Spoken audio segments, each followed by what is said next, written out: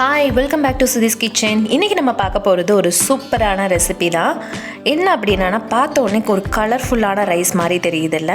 ஆமாங்க, இது வல்லாரை வச்சு ஒரு சூப்பரான ரைஸ் பண்ணலாம். ஸோ வல்லாரை கொஞ்சம் கசப்பு இருக்க தான் செய்யும் நம்ம சமைக்கும்போது, ஆனால் ரொம்ப ரொம்ப டேஸ்டியான ரெசிபி இது.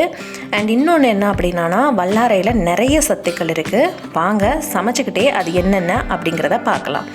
ஸோ இதுக்கு நான் ஒரு கப் அளவுக்கு வல்லாரை கீரை ஃப்ரெஷ்ஷாக பறித்து வச்சுருக்கேன். ஸோ வல்லாரையை நீங்கள் பார்த்தாலே தெரியும், அதோட ஷேப்பை பாருங்கள், கிட்டத்தட்ட மூளையோட ஷேப்பை ஒத்துருக்கும். ஸோ இது மூளைக்கு ரொம்ப ரொம்ப நல்லது, அதாவது ஞாபக சக்திக்கு ரொம்ப நல்லதுன்னு சொல்லுவாங்க. சின்ன குழந்தையிலேருந்து வயசானவங்க வரைக்கும் எல்லாருமே எடுத்துக்கலாம். ஞாபக சக்திக்கு மட்டும்தானா இந்த வல்லாரை அப்படின்னு கேட்டால் இல்லைங்க. இது நிறைய பலன்கள் இருக்குது. இது ரத்தத்தை அதாவது புதிய செல் உடம்புல உருவாகிறதுக்கு ரொம்ப ரொம்ப யூஸ்ஃபுல்லாக இருக்கும். இதுக்கு நான் ஒரு கப்பு வல்லாரை கீரை எடுத்திருக்கேன். இதை நல்லா அலம்பிட்டு இதில் நம்ம என்னென்ன அரைக்க போகிறோம் அப்படின்னா, பூண்டு, ஒரு 4-5 பல் பூண்டு, ஒரு துண்டு இஞ்சி, அப்புறமா ஒரு 1/4 கப்பு தேங்காய். ஸோ இதோட நம்ம அரைச்சிக்க போகிறோம். இதில் கொஞ்சம் கசப்பு சுவை இருந்தாலும் லேசாக தித்திப்பு இருக்க தான் செய்யும். ஸோ இதை நல்லா அரைச்சாச்சு. இதை என்ன பண்ண போகிறோம் அப்படின்னா, இதை ஒரு சிம்பிளான ரைஸ் தாங்க. நீங்கள் ஒரு லஞ்ச் பாக்ஸ் ரெசிப்பியாக நீங்கள் இதை கொடுத்து அனுப்பலாம். ரொம்பவே நல்லாயிருக்கும். நார்மலாக நம்ம கீரை சாதம் பண்ணுறதுக்கு பதிலாக நீங்கள் இந்த மாதிரி சாதமும் பண்ணி கொடுக்கலாம். ஸோ இந்த கீரையோட உங்களுக்கு முளைக்கீரை கிடச்சிச்சு அப்படின்னா, நீங்கள் இந்த கீரையோட கொஞ்சமாக முளைக்கீரை சேர்த்து அரைச்சி விட்டு இந்த மாதிரி சாதம் பண்ணும்போது ரொம்ப நல்லாயிருக்கும். இந்த முளைக்கீரையும் இந்த வல்லாரைக்கீரையும் சேர்ந்தால் அந்த டேஸ்ட் ரொம்ப நல்லாயிருக்கும்னு சொல்லுவாங்க. இதுக்கு நான் கொஞ்சமாக தாளிக்கிறதுக்கு கொஞ்சமாக எண்ணெய் விட்டுட்டு, அப்புறமா கடுகு, உளுத்தம்பருப்பு, கடலைப்பருப்பு, அப்புறமா சீரகம், கருவேப்பிலை, அப்புறமா கொஞ்சமாக பெருங்காயம், ஒரு வெங்காயம் பொடியாக நறுக்கி வச்சது, இது எல்லாமே சேர்த்துக்கிட்டாச்சு. நீங்கள் பச்சை மிளகாவை கடிப்படக்கூடாது, அதாவது வாயில் கடிப்படக்கூடாதுன்னு நினச்சிங்க அப்படின்னா நீங்கள் அரைக்கும் போது வல்லாரையோடு சேர்த்து அரைச்சிக்கலாம். பட் நான் இங்கே ஸ்லைஸ் பண்ணி போட்டிருக்கேன். ஸோ இதுக்கு காரத்துக்கு நீங்கள் பச்சை மிளகா சேர்த்துக்கலாம், இல்லை அப்படின்னா வர மிளகா கூட சேர்த்துக்கலாம். ஸோ எது ரொம்ப காரமாக இருந்தாலும் குழந்தைங்க சாப்பிட மாட்டாங்க பாருங்கள். அதனால் நம்ம அளவான காரம் சேர்த்துக்கலாம். ஒரு 4-5 பச்சை மிளகா மட்டும் ஆட் பண்ணியிருக்கேன். இது ரொம்ப காரம் கிடையாது.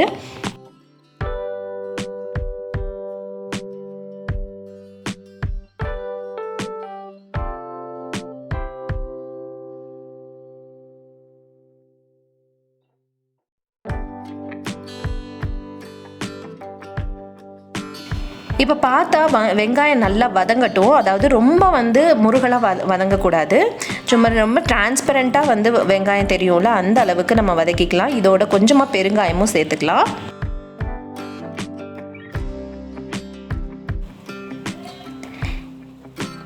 இப்போ பார்த்தீங்கனாலே ஓரளவு வதங்கிருச்சு.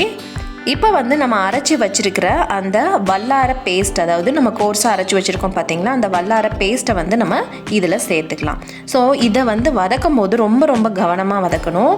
இந்த கலர் ரொம்ப சேஞ்ச் ஆகக்கூடாது. அது ஆக்சுவலாக இது நல்ல பச்சை கலரில் இருக்குது. இது இந்த கலர் சேஞ்ச் ஆகிடுச்சு அப்படின்னா இதில் இருக்கிற சத்துக்கள் எல்லாமே நமக்கு கிடைக்காம போயிடும். ஸோ அந்த கலர் மாறாத அளவுக்கு இதை லேசாக வதக்கணும். அதாவது ரொம்ப நேரம் வதக்கக்கூடாது. ரொம்ப நேரம் வதக்கிட்டே இருந்தீங்க அப்படின்னா இதனுடைய கலர் மாறிடும். அதனால லேசாக சிம்மில் வச்சுட்டு வதக்க ஆரம்பிங்க.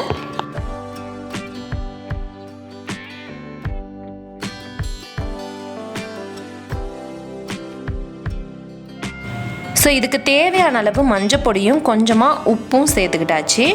இதுக்கு வேணும், அதாவது காரம் இன்னும் ஜாஸ்தியாக வேணும் அப்படின்னா இன்னும் கொஞ்சம் சில்லி பவுடர் கூட நீங்கள் சேர்த்துக்கலாம். இந்த ஸ்டேஜில் நீங்கள் சில்லி பவுடர் சேர்த்துக்கலாம். நம்ம இதில் வேறு எதுவுமே ஆட் பண்ண போகிறது கிடையாது. மசாலாஸ் எதுவுமே ஆட் பண்ண போகிறது கிடையாது. ரொம்ப சூப்பரான ரெசிபி. மசாலா எதுவுமே சேர்க்காமல் கொஞ்சம் சப்புன்னு இருந்தாலுமே அந்த காரம், அந்த வல்லாரையோடைய டேஸ்ட்டு எல்லாமே சூப்பராக இருக்கும். இதில் நான் கொஞ்சமாக சில்லி பவுடரும் சேர்த்துருக்கேன் பாருங்கள். இதை நல்லா வதக்கிக்கலாம். பாருங்கள், அவ்வளோதான். அந்த தண்ணி லேசாக வத்துற அளவுக்கு வதக்குனா போதும்.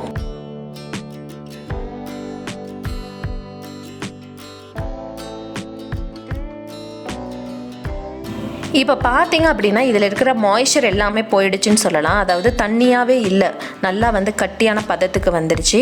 இதில் வந்து நீங்கள் கொஞ்சம் தேங்காய் எண்ணெய் விட்டால் ரொம்ப நல்லாயிருக்கும். நீங்கள் தாளிக்கும் போதே கூட தேங்காய் எண்ணெய் விட்டுக்கலாம். இல்லை அப்படின்னா இந்த ஃபைனலாக வந்து கொஞ்சமாக தேங்காய் எண்ணெய் விட்டுக்கோங்க. இந்த டேஸ்ட் ரொம்ப நல்லாயிருக்குங்க. நீங்கள் சாப்பிடும்போது ரொம்ப ரொம்ப நல்லாயிருக்கும் இந்த டேஸ்ட்டு. கண்டிப்பாக இதை யூஸ் பண்ணுங்கள். இல்லை அப்படின்னா கொஞ்சமாக தேங்காய் பால், கட்டியான தேங்காய் பால் இருக்கும்ல, அதை கூட நீங்கள் விட்டுக்கலாம். பட் நான் தேங்காய் எண்ணெய் விட்டுருக்கேன்.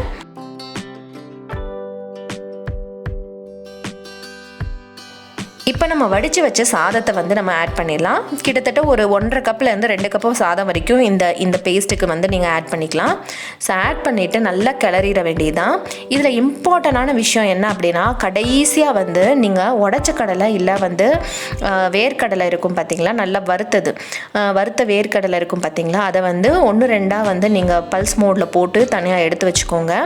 கடைசியில் அந்த வறுத்த வேர்க்கடலையோ இல்லை வந்து அந்த உடச்ச கடலையோ போடும்போது இன்னுமே டேஸ்ட் நல்லாயிருக்கும். அதே மாதிரி பாருங்கள், நீங்கள் கிளறும் போது இந்த கலரே உங்களுக்கு ரொம்ப டெம்டிங்காக இருக்கும் பாருங்கள்.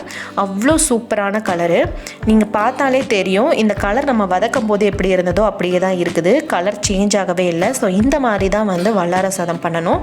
அப்போ தான் வந்து அதில் இருக்கிற நியூட்ரியன்ஸ் எல்லாமே அப்படியே ப்ரிசர்வ் ஆகிருக்கும். ஸோ அவ்வளோதான். கடைசியாக நம்ம இந்த வேர்க்கடலை பொடி இல்லை உடச்ச பொடி சேர்த்துட்டு நம்ம சர்வ் பண்ணிட வேண்டியதான். இதை வந்து நீங்கள் ஏதோ ஒரு கிழங்கு, அதாவது உருளைக்கிழங்கோ இல்லை வாழைக்கிழங்கோ அந்த மாதிரி சிப்ஸோடையோ சர்வ் பண்ணலாம். அப்புறம் வந்து இதில் வந்து கொஞ்சம் புளிப்பு எதுவுமே இருக்காது. உங்களுக்கு வேணும்னா கடைசியாக எலுமிச்சம்பழம் புளிஞ்சு வைக்கலாம். பட் நான் இதுக்கு வந்து தக்காளி தொக்கு வச்சு சாப்பிட போகிறதுனால நான் அப்படியே விட்டாச்சு.